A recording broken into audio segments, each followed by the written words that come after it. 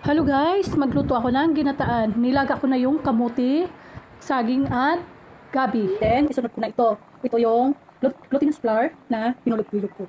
Ayan, pasok natin lahat. Ito kasi pandan flavor. Tingnan natin kung masarap pa. So, wala akong katanggata guys. Kasi hindi niyog yung original niyog yung gagawin ko. Kukumama ang ihalo. Kaya water lang yan. So, malalaman natin mamaya kung masarap pa.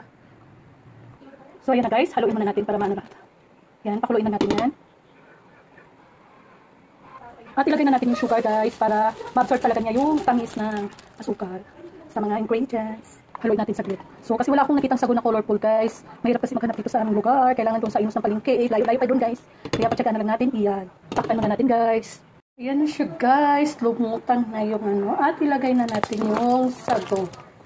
Yan, sago yan guys na pinapalata pa. Haluin. Ayan.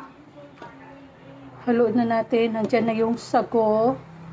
So, dapat kasi may pula-pula yan na sago. Kaso wala akong makita guys. As I said it earlier, wala akong makita. Kasi sa palengke dapat nabili yun. Ayan, nahaluin na. Tikman natin kung okay na yung lasa. Okay na. Kulang sa tamis lang. Mamaya ilagay ko sa anggata. Dagdagan ko muna ng sugar guys. Ayan na guys, dagdagan natin ng brown sugar. Tawag nito, na ilagay ko na rin yung gata. Ilagay ko na yung gata. First time kong gumamit nito guys, kasi kadalasan is yung talagang kinagata ko, yung niyog na ano, yung nagpiga-piga pa ako. Yan, ito naman is ready to ano na, mix. Kukumama. Ayan. Ano ba to? 1/2 kilo ba? Ilang grams? 400 ml. So, haluin muna natin. Ayan na guys. Ayan na. Wow. Okay naman siya na kukumama ang ginagamit. Ayan na.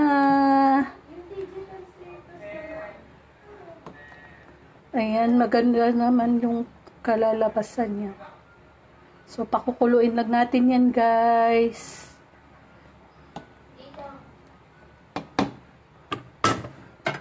Takpan muna natin. Antayin muna natin. Kumulo. At saka pwede nang kainin. Ayan na, guys. Tapos na, guys. Oh. Dami naman sahog. Ayan, wala lang color red. Okay lang yan. Ayan na siya. Ready to eat na. Thank you for watching.